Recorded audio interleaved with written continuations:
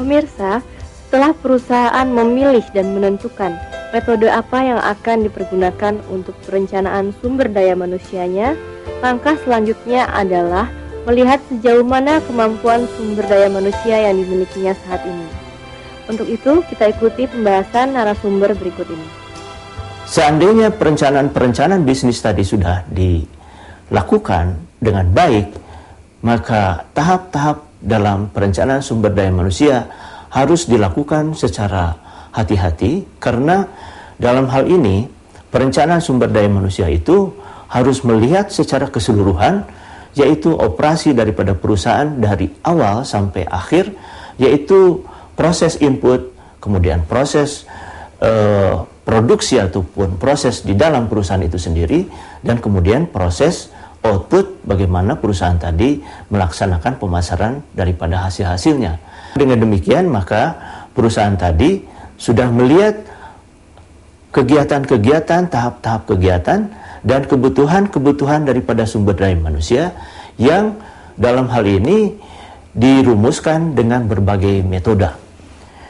Dengan melihat kepada berbagai metode yang nanti akan dijelaskan secara lebih terperinci, maka perusahaan dengan demikian sudah bisa merumuskan kebutuhan yang merupakan salah satu sisi daripada perencanaan sumber daya manusia. Pada sisi yang lain, perusahaan itu harus melihat sampai seberapa jauh sumber daya manusia yang ada ataupun yang direncanakan itu sudah dimilikinya sendiri. Hal ini berkaitan dengan kasus ataupun dalam situasi di mana perusahaan itu sudah lama berjalan. Jadi di sini ada dua kasus, yaitu kasus yang pertama adalah perusahaan yang sama sekali belum berdiri, dia harus melakukan suatu perencanaan sumber daya manusia sesuai dengan rencana strateginya. Yang kedua adalah perusahaan yang sudah jalan itu harus melaksanakan perencanaan sumber daya manusia, karena ada strategi-strategi yang dia harus laksanakan untuk mencapai suatu visi di mana situasi bisnis yang akan datang ingin dicapai. Dua hal ini memiliki suatu perbedaan di dalam hal sisi keberadaan daripada sumber daya manusia.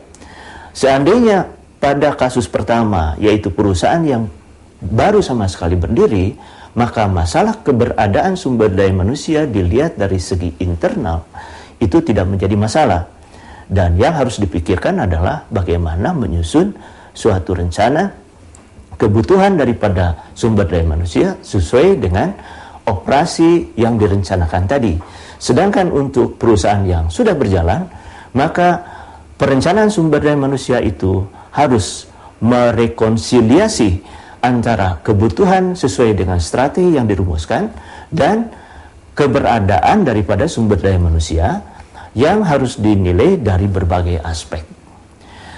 Dengan rekonsiliasi tadi, maka pada akhir daripada suatu proses perencanaan kebutuhan akan dapat ditentukan untuk proses atau untuk perusahaan yang sudah berjalan, yaitu apakah kondisi di dalam perusahaan itu sendiri sudah mencukupi sumber daya manusia. Biasanya kurang. Kenapa?